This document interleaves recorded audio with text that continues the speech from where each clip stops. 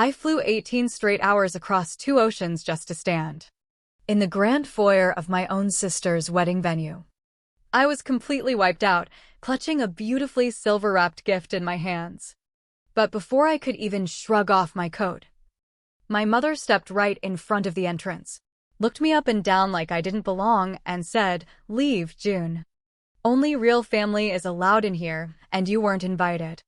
My own father couldn't even bring himself to look me in the eyes as security walked me straight back out into the pouring rain. Heartbroken, humiliated, and honestly in complete shock, I turned around, headed back to the airport, and caught the very next flight home. 3 days later, my phone rang. It was my mother. Her voice was frantic. "June, the venue bill just came in. It's $38,000. How are you going to pay this?" I didn't cry. I didn't yell. I didn't even hesitate. I just let out a quiet laugh, leaned closer to my phone, and said 6 simple words that made her drop the phone in absolute terror. But before we get into that, drop a comment below and let me know what city you're watching from. I'd love to see just how far this story has traveled. My name is June Ellison. I'm 34 years old, and for the past 6 years, I've built a quiet, successful life in London, thousands of miles away from the family dynamic that almost destroyed me. But here's the thing about blood, it has a funny way of pulling you back. Even when every ounce of common sense is screaming, don't do it. Standing inside the elegant foyer of the stunning coastal California estate my sister had chosen for her wedding, my body was running on nothing but adrenaline. After surviving an exhausting 18-hour journey across multiple time zones, I stood there carrying a silk garment bag in one hand and a carefully wrapped silver gift box in the other. My feet were killing me. My eyes burned from exhaustion. Still, hearing the soft notes of a live string quartet drifting through the hallway, I honestly believed every second of that brutal trip had been worth it. Then everything changed. A shadow stretched across the entrance. My mother stepped into the hallway with my father right beside her. There was no smile, no hug, not even a simple, "We're glad you made it." Instead, my mother's eyes slowly scanned my wrinkled travel clothes with the same cold expression a judge gives before handing down a sentence. "What are you doing here, June?" she asked, her voice calm enough to make it even more chilling. "I came for Chloe's wedding," I answered, holding up the invitation envelope. "I flew all night to get here." "Leave," she cut me off before I could finish. She stepped forward, completely blocking the doorway. "Only real family is allowed here today. You weren't invited. And, honestly, you don't fit the image we're trying to present." For a second, I thought she had to be joking. No way. This had to be some kind of misunderstanding.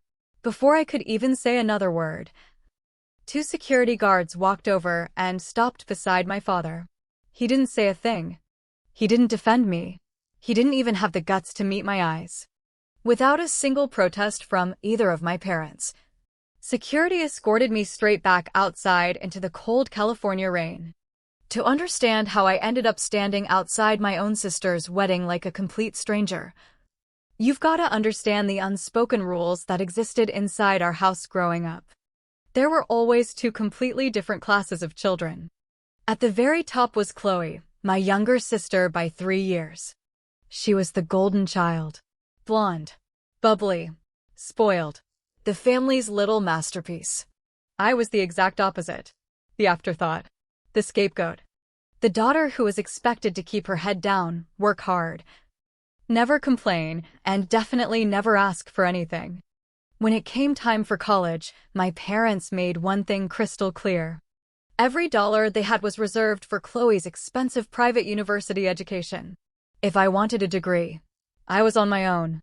So that's exactly what I did. I worked 3 part-time jobs, survived on instant noodles, stretched every paycheck as far as it could go, and somehow graduated with honors in finance. That degree became my ticket out. Eventually, it landed me a high-paying corporate finance position in London.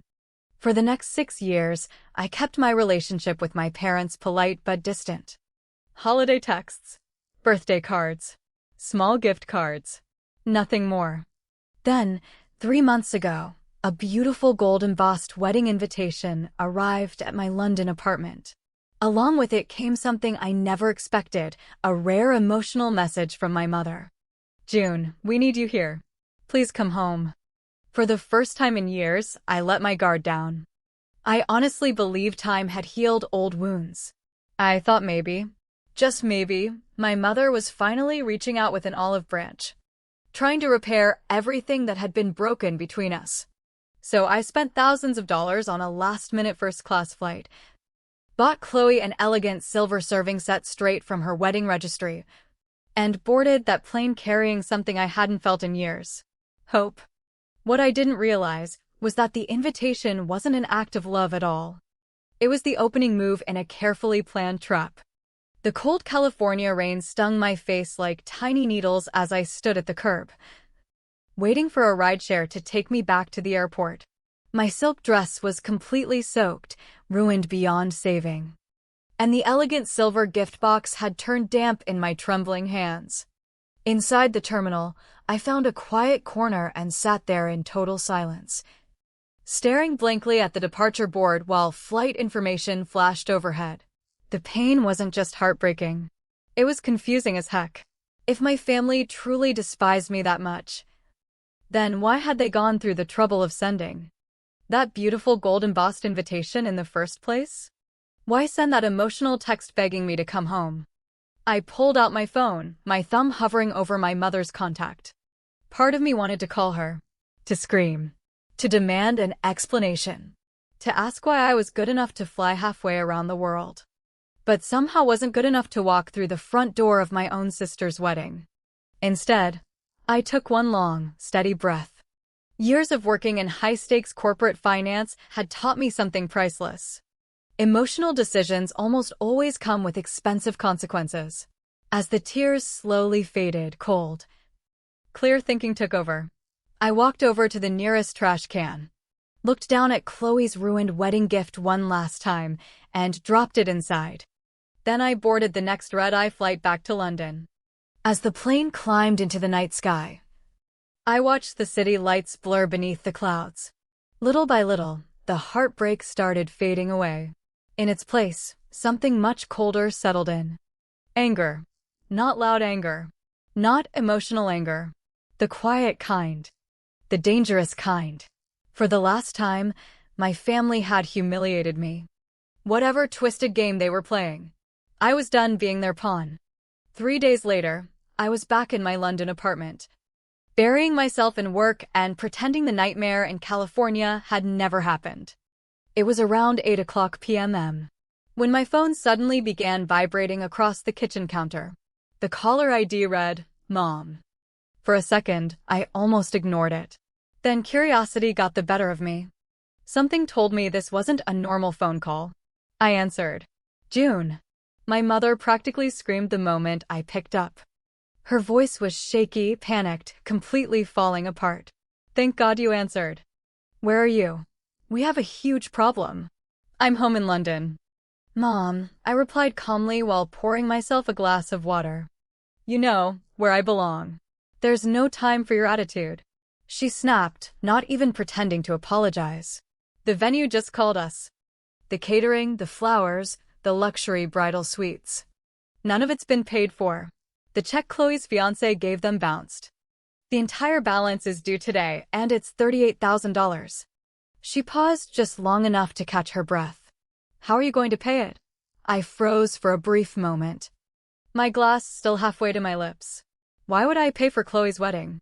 "Because your name is on the contract as the primary guarantor," she shouted, sounding like she was seconds away from breaking down. "When we booked the venue 6 months ago, we listed you as the financial backup. They're threatening to file criminal fraud charges against your father and Chloe. If the payment isn't authorized within the hour, you have to wire the money right now." And just like that, every missing piece clicked into place. The expensive invitation, the emotional text, the desperate request for me to fly home. None of it had ever been about family. None of it had been about fixing our relationship. It had all been one giant setup.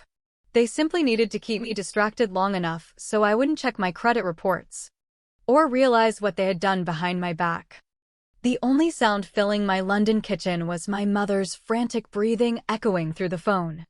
For several long seconds, I didn't say a word. I just stood there, trying to process the unbelievable nerve of it all. They hadn't only thrown me out of the wedding. They had stolen my identity, used my credit, forged my name, and somehow still expected me to quietly clean up their mess, just like I'd been doing my entire life. June, my mother screamed again. Are you listening to me? The venue manager is standing right here with your father. And the police are on standby. Authorize the wire transfer now.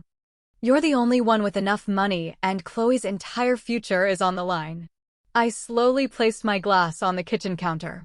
Every ounce of anxiety disappeared. A calm, icy feeling settled over me. The kind that made my next words land even harder. Mom, I said softly, do you remember about 6 months ago, when I called and told you my identity had been flagged for suspicious activity? What does that have to do with anything? She snapped. It has everything to do with this, I replied. When someone tried accessing my credit files from California, I didn't just report it. I placed a full legal fraud freeze on every one of my global accounts. And I instructed my attorneys to immediately investigate and prosecute any financial contract carrying my signature without my authorization. Complete. Absolute. The silence on the other end of the line was immediate. Heavy. Suffocating. It was the first time since she'd called that my mother had absolutely nothing to say. Then, in a voice barely above a whisper, I spoke with slow, deliberate precision. Maybe you should take another look at that contract. What are you talking about? My mother stammered, the confidence she'd been clinging to disappearing in an instant. I'm saying the signature on that venue guarantee isn't mine, I replied calmly. A faint smile tugging at the corner of my lips. It's a forgery. I let that sink in before continuing. And about 5 minutes before you called, my bank alerted me to an attempted unauthorized $38,000 transaction. I've already instructed my legal team to pursue full criminal charges against whoever signed my name. So, good luck with the police, Mom. A sharp gasp echoed through the phone. No attitude.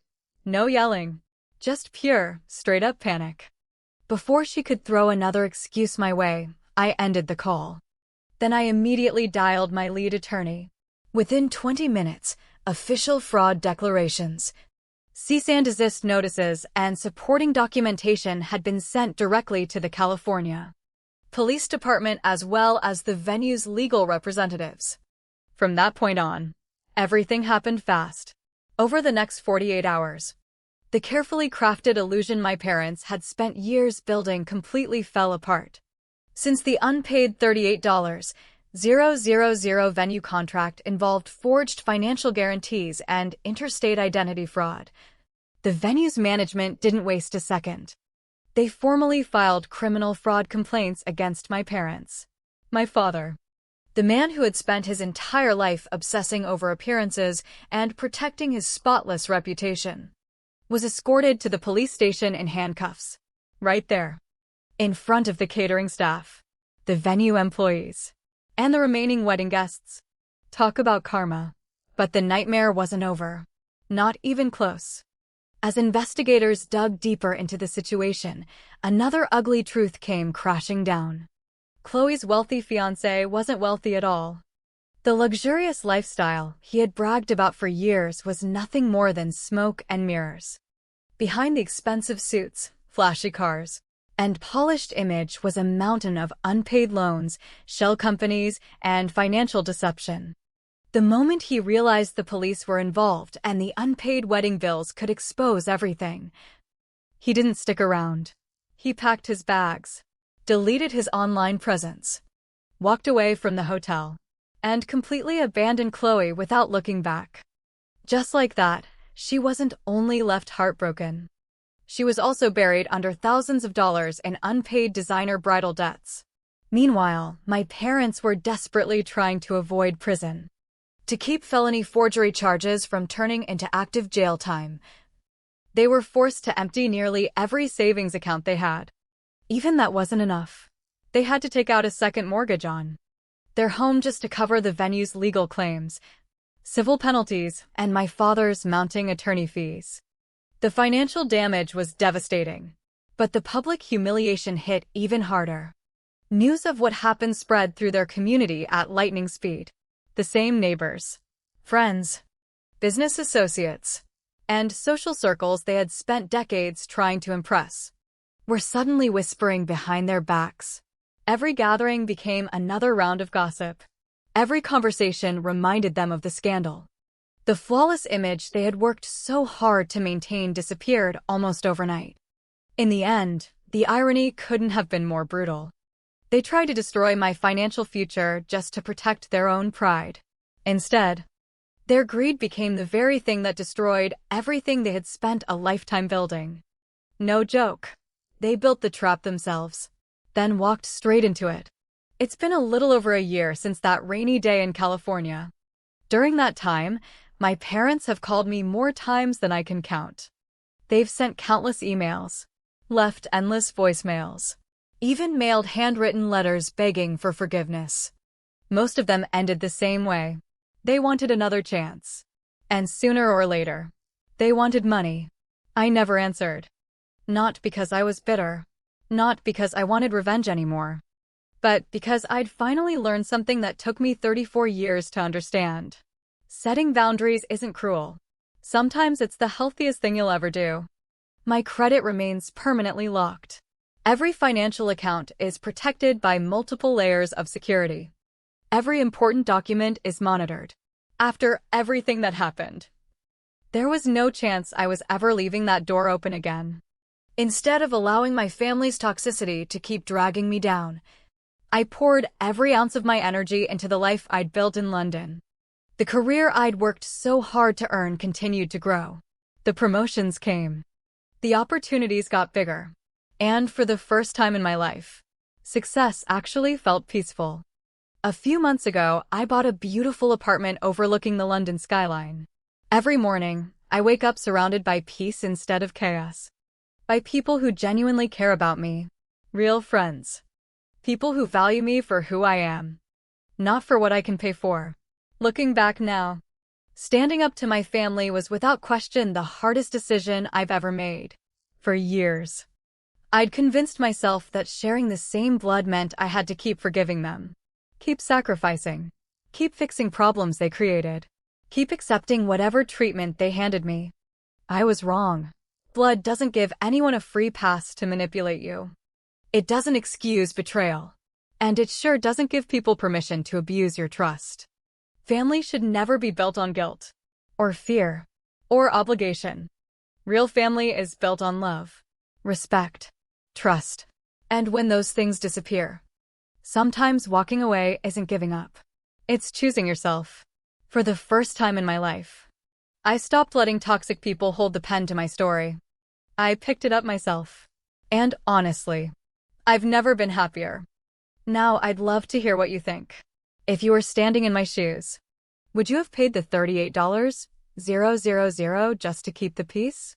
Or would you have walked away the same way I did? Drop your thoughts in the comments below. I read every single one. And if you enjoyed this story of betrayal, karma, and justice, don't forget to hit that like button, subscribe to the channel, and turn on notifications so you never miss another story. Thanks so much for watching.